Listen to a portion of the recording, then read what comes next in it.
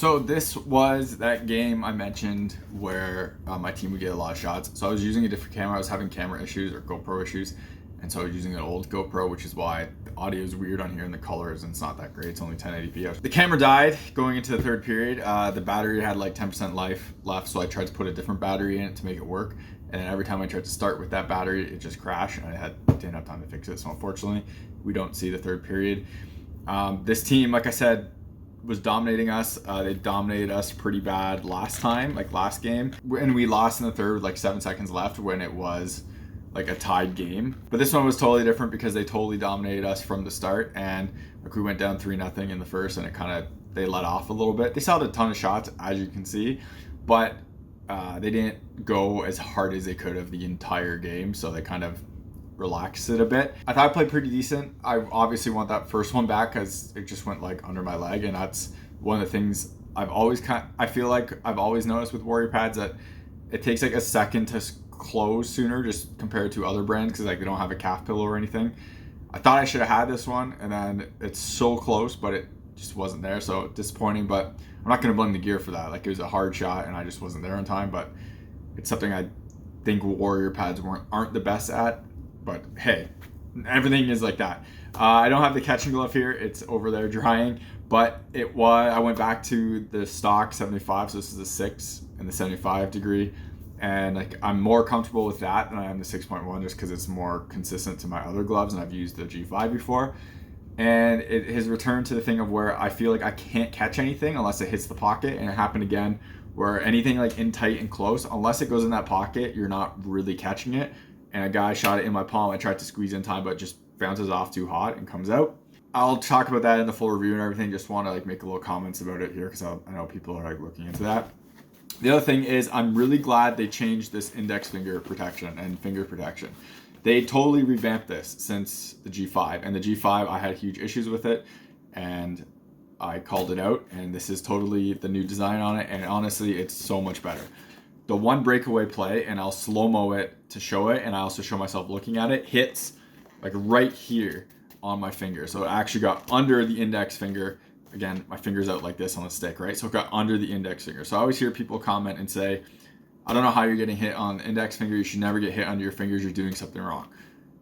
I don't know what I did wrong in this play. I made the save. The guy just shot it under my block. Like it hit the bottom of my stick. Like what else am I supposed to do there? And I'm really glad they changed these fingertips, and I'm glad they have this piece because it did hit like this piece specifically. That's what I felt.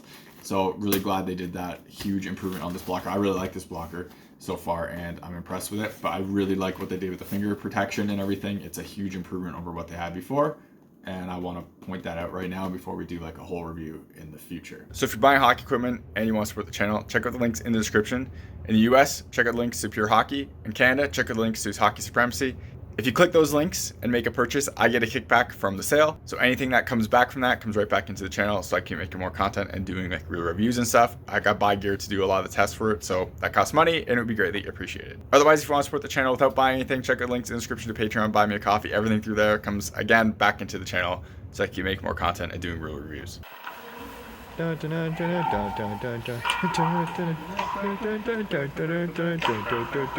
ready for this?